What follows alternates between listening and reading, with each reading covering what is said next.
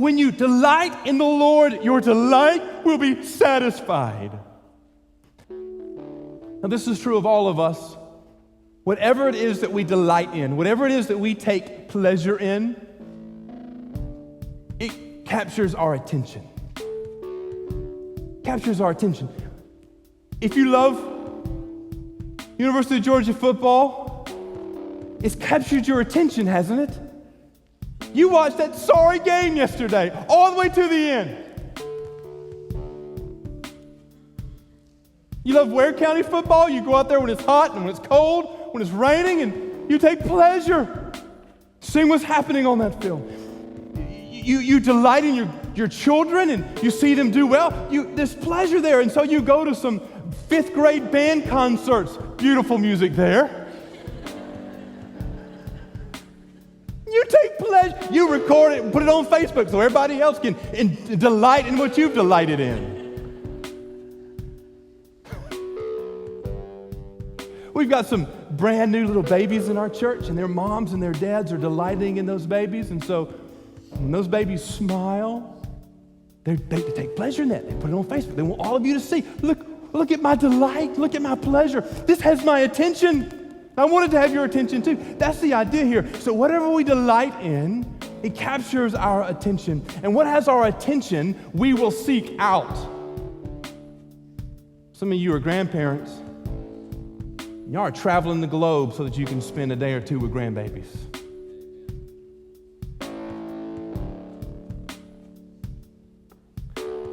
It's not because your children called and gave you a guilt trip about coming and watching the babies.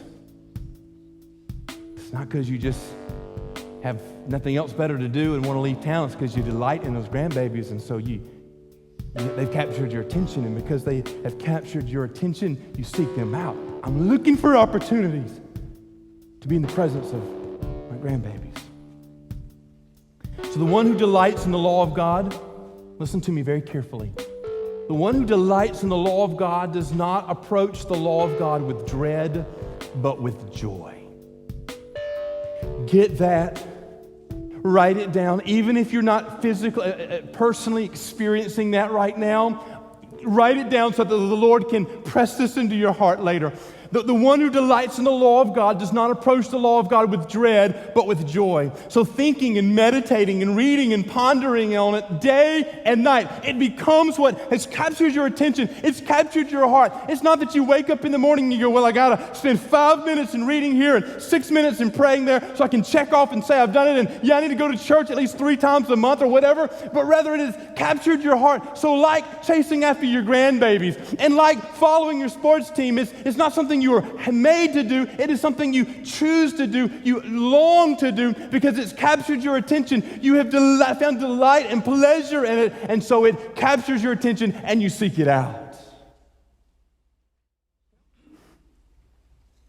I think too many of us have approached the law of God and the righteousness of God more as a burden to be borne rather than a delight to be enjoyed.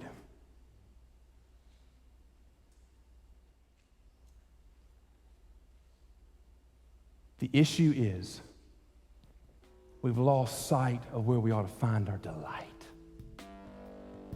I don't care if you go to the ball game, go to the ball game. I don't care if you love sports, love sports.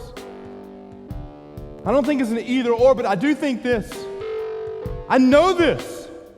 We find time for the things that we love because they capture our attention and we seek them out. And the man who delights in the law of God, the psalmist says, meditates on it day and night. Not because he has to, but because he's found his pleasure in it. What do I want you to do, church? I don't want you to come to church because you have to. I don't want you to put up with preaching because you feel like it's something that's expected of you. I want you to find your delight in the law of God. I want you to meditate on His truth day and night. I want you to discover that when your pleasure is found in the righteousness of God, nobody makes you be in the house of the Lord. You will desire to be in the house of the Lord. You'll worship better. And by the way, I'll even preach better.